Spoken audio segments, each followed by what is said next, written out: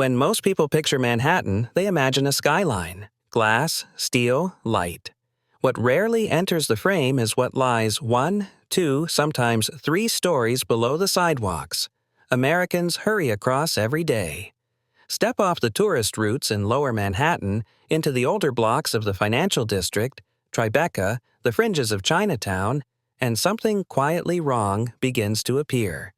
Entire rows of buildings sit strangely low in the street canyon, with windows half buried at ankle level, door arches now bricked in, and stone lintels vanishing beneath the asphalt like the shoreline of a forgotten sea.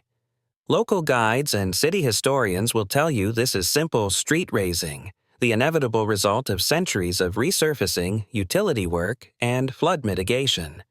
They will point to Chicago as the textbook example and explain, in confident tones, that New York merely followed a similar path in places.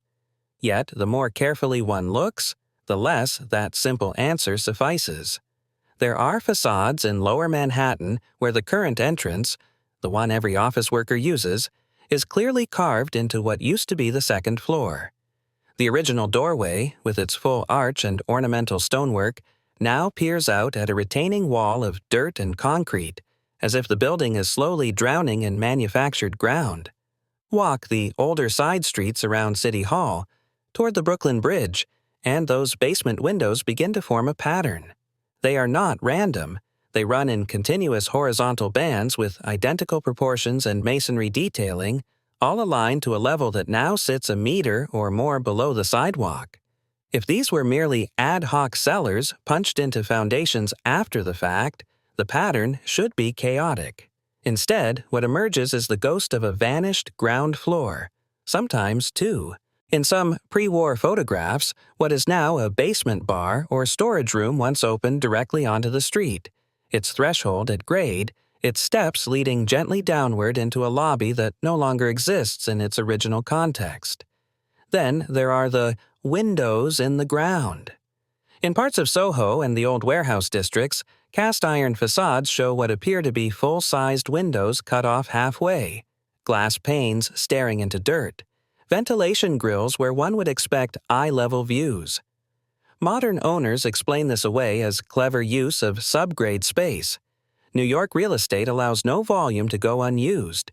But when the same pattern repeats across multiple blocks, on structures from different architects, financed by different firms, all sharing the same buried first levels, the coincidence stretches credulity.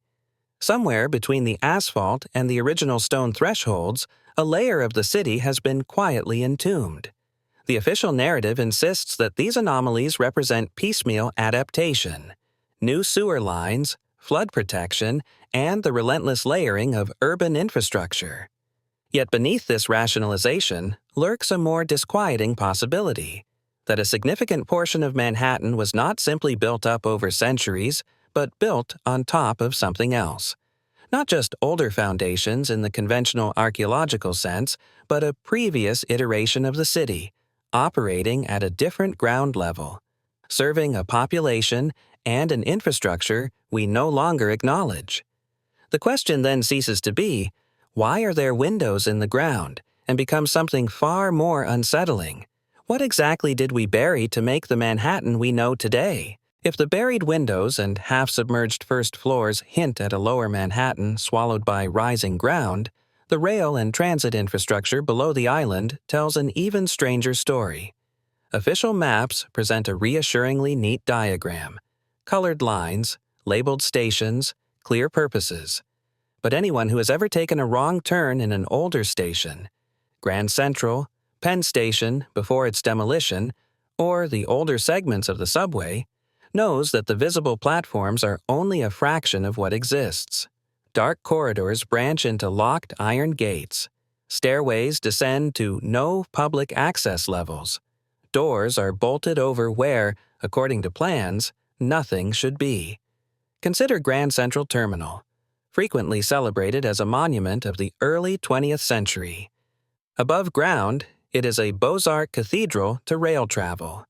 Below, it is a labyrinth. Track diagrams reveal more platforms and approach tunnels than most passengers ever see. Some built for freight, some for now obsolete services, some officially never used.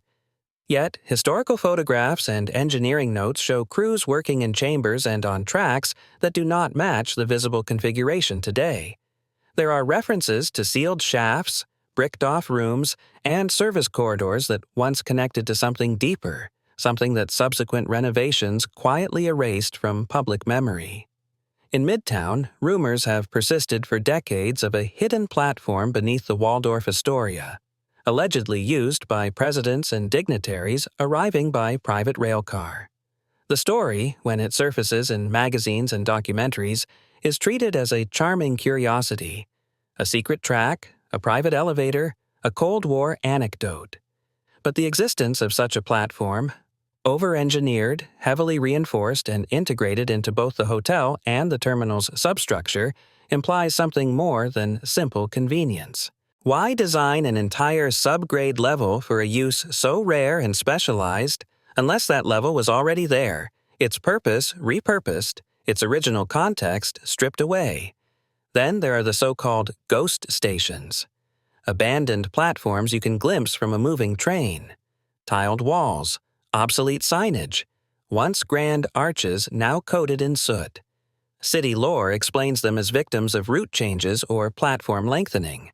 Yet some of these stations sit staggeringly deep compared to the lines they supposedly served, with stairways that climb far higher than the current street level would require, as if they were designed when the city's surface sat at a different elevation entirely. In a few cases, photographs from early construction phases reveal workers standing under vaulted ceilings and over massive tunnel bores that no longer match any active or documented line. Officially, all of this folds into a narrative of overbuilding, modernization, and the inevitable redundancy of obsolete infrastructure. But look at the pattern. Over-engineered platforms for lightweight trains, load-bearing masonry far exceeding expected demands, and underground volumes so large they seem comically excessive for their stated function. These are not the modest brick tubes one would expect from a city cautiously experimenting with subways. They are monumental chambers, often lined with precision-cut stone and complex ventilation shafts. When seen through the lens of inherited infrastructure, a different picture emerges. The tracks, platforms, and stairways we know may be only the latest layer in a vertical stack of transit systems. Some ours, some older, some absorbed and relabeled, others bricked off and quietly forgotten. Perhaps Grand Central did not merely dig down into virgin Manhattan bedrock and carve order from chaos. Perhaps, like the power station excavations beneath Niagara, the engineers broke into pre-existing corridors and chambers, found them disconcertingly advanced, and made a decision. Incorporate what you can, seal what you can't explain, and never mention the rest. One of the strangest aspects of New York is something most residents take for granted: the grid. North of Houston Street, Manhattan's streets align in a rational, almost mathematical lattice of avenues and cross streets, a system so iconic it defines the city in the popular imagination. Official history attributes this to the Commissioner's Plan of 1811, a decisive moment when surveyors imposed order on a chaotic island. Yet, as with other cities where excavations have exposed buried structures, an uncomfortable detail emerges when one examines the deeper layers of Manhattan's built environment. Those older foundations and sub-basements frequently respect the same grid. If the grid were purely a 19th century imposition, one would expect earlier structures, cellars, forgotten basements, and unknown chambers to orient freely according to topography, land grants, or older paths. Instead, where underground anomalies have been documented, walls and corridors often run parallel to the present-day streets above them, as if different generations of builders, supposedly separated by centuries and technology, were all honoring a plan no longer preserved in city archives. This uncanny alignment echoes patterns described beneath Jacksonville, Halifax, and Niagara, where successive layers of construction adhered to an invisible original blueprint. Then there is the matter of the fill itself. In older waterfront neighborhoods, construction crews digging new foundations or utility trenches have reported encountering thick, inexplicable layers of fine, uniform sediment, sitting directly against the brick or stone of what appear to be lower walls, window arches, and even sealed doorways. This is not the chaotic jumble of rubble, trash, and demolition debris that one would expect if basements were simply filled in as a cost-saving measure. It looks more like the result of a mass deposition event, a slurry of material settling out in even layers, burying the ground floor while leaving the upper stories accessible. In some blocks, manhole shafts drop past modern pipes into older voids, chambers half filled with compacted earth, brick arches peeking out from behind clay, evidence of door openings now completely blocked. Under certain pre-war buildings, access tunnels used by maintenance crews reveal walls with watermarks and mineral deposits indicating past inundation, but at depths where no historical flood has ever been recorded. The sediment behaves less like centuries of gradual buildup and more like the aftermath of a single cataclysmic event that dumped meters of material into urban depressions, stairwells, courtyards, and streets. This is where the concept often referred to as the mud flood enters the conversation. The term is controversial, dismissed by mainstream scholars as fringe speculation, yet the physical signatures it attempts to describe are difficult to ignore. Cities on multiple continents, documented with full ground floors and orderly streets, later photographed with those same ground floors buried and relabeled as basements, their windows now staring into soil. Manhattan, with its drowned first stories and ubiquitous windows in the ground, fits this pattern uncomfortably well, especially in its older districts where bedrock topography and early development are poorly documented. If such a mud event occurred, whether due to natural disaster, engineered failure, or something more deliberate, it would have provided a perfect opportunity for a reset of the urban narrative. Streets could be regraded. Lower levels of unknown origin could be written off as mere foundations. Structures inherited from a prior era could be refronted, renamed, and claimed as newly built. The continuity of the grid would be preserved on paper, but the story of who first laid it out, and for what purpose, might quietly disappear beneath the new ground line. New York would be, in every visible respect, a modern American city. Underfoot, it might be something else entirely. To grasp what inherited infrastructure beneath New York might look like, it helps to study places where the paper trail is clearer. When Niagara's first major power tunnel was excavated in 1896, engineers unexpectedly broke into pre-existing chambers, conduits, and cylindrical housings that displayed a level of precision and material science well beyond the accepted capabilities of that era. Rather than celebrate these finds, reports were minimized, diagrams quietly simplified, and the most advanced sections were swiftly reburied under the guise of safety and construction necessity. Jacksonville and Halifax tell similar tales. A fire or explosion clears surface structures, revealing vast, carefully engineered underground districts that are documented briefly, then sealed and forgotten. Now consider Manhattan, a city whose subterranean space is more intensely exploited than almost anywhere else on Earth. Every new tower demands deep foundations. Every new line or cable trench intersects older works, and yet the public record offers remarkably little in the way of startling anomalies. At first glance, that seems reassuring. But given what we know of other sites, the absence of such reports in New York is itself suspicious. For a city that tracks everything from scaffolding permits to noise complaints, why are there so few detailed accounts of inexplicable chambers, non-standard masonry, or high-precision tunnels at depths that make no sense for known projects? There are scattered hints. Utility workers talk, unofficially, of old vaults discovered during substation work, spaces with brickwork too perfect, arches too mathematically clean, and stone joints so tight they resemble machined surfaces more than hand-laid masonry. In rare, poorly circulated photographs from early 20th century excavations, Workers can be seen standing in front of tunnel walls whose curvature and brick patterning echo the over-engineered forms found beneath Niagara's Falls and under Halifax's harbor. Official captions label them "old construction" or "previous works," offering no further explanation. Some of Manhattan's older steam and electrical conduits exhibit peculiar features: over-large tunnel bores relative to the pipes they contain, redundant channels carved into their walls, and sealed side passages that appear in early plans only to vanish from later revisions. There are transformer vaults with dimensions far exceeding the needs of the equipment they now house, as if someone slotted modern hardware into an inherited shell whose original machinery was removed, reclassified, or never publicly acknowledged. If Niagara suggests that at least one major American power station was built atop, and partially inside, a far older technological complex, then it is not unreasonable to ask whether Manhattan's electrification followed a similar pattern. Were some of the deep conduits and chambers under the island truly excavated from virgin rock in a few short decades, or were they cleaned, adapted, and renamed?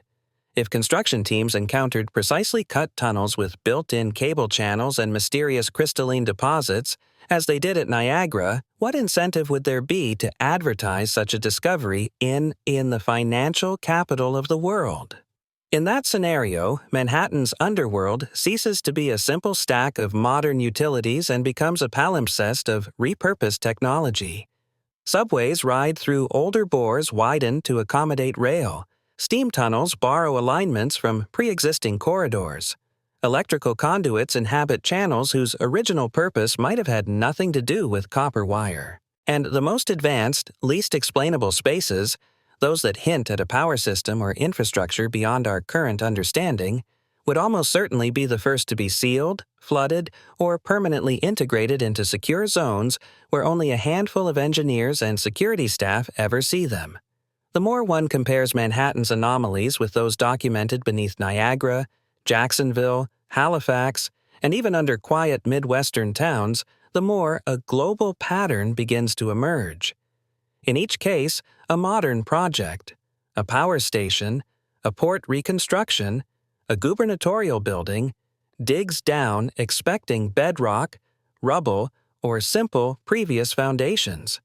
Instead, crews uncover infrastructure, vaults, conduits, chambers, and grids that are too precise, too large, and too systematically aligned to be dismissed as random quirks of local history. Every time, the official explanation leans on the same phrases: earlier works, old construction, natural formation, previous development. Reports that initially describe astonishing precision quietly shrink in later summaries. Photographs that show the full extent of these underground networks are either lost, fragmented, or refiled in ways that make them nearly impossible to locate. And in every case, the most advanced features, the engineered vaults in Iowa, the geometrically perfect chambers beneath Halifax, the power-grade conduits under Niagara, are the ones sealed with the greatest urgency. Overlay this with the architectural enigma of the 19th century.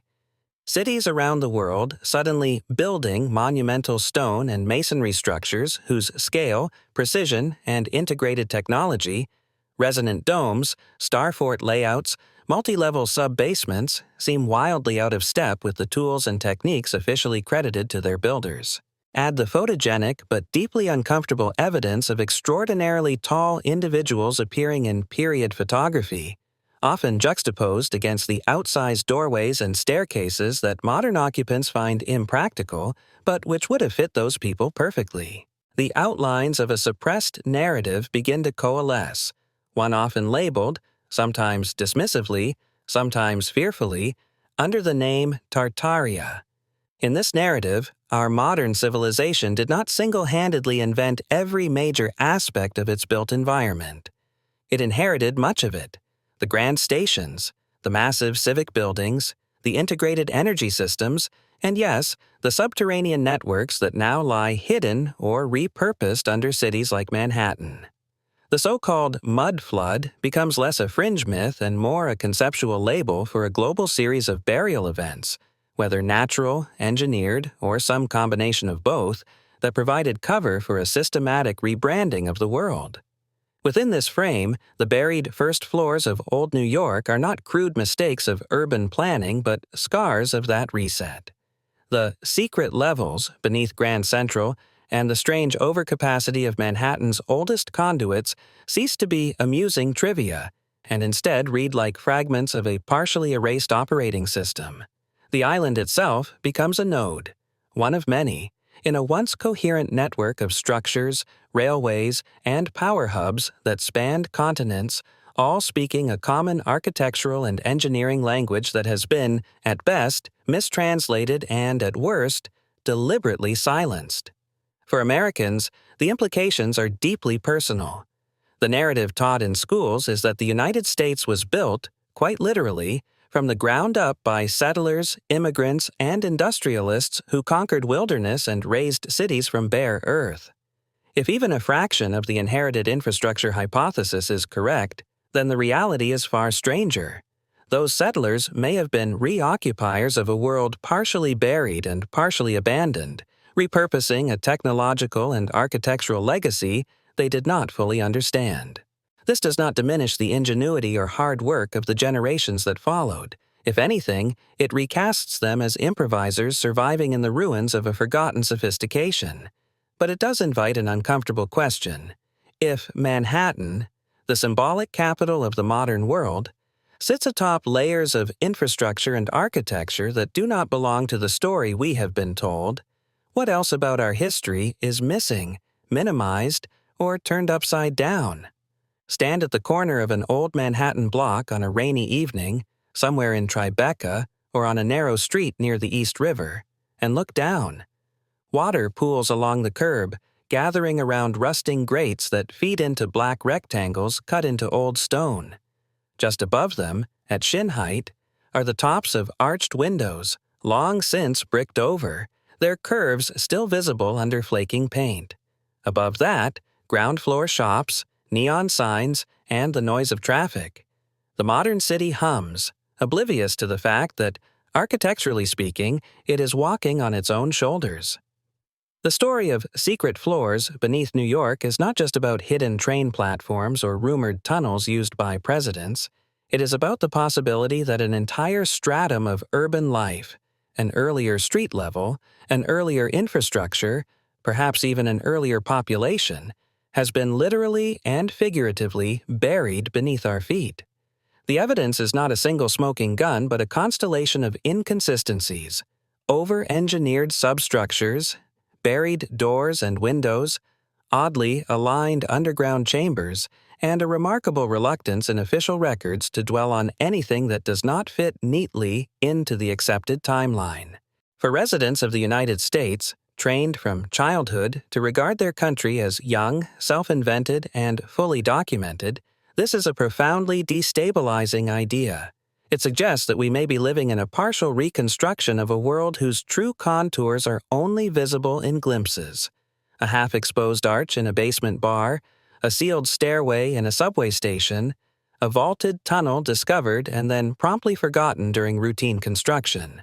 It also hints that the global anomalies, from Niagara's buried power conduits to the vanished giants of photographic record, are not scattered curiosities, but chapters of the same unwritten story.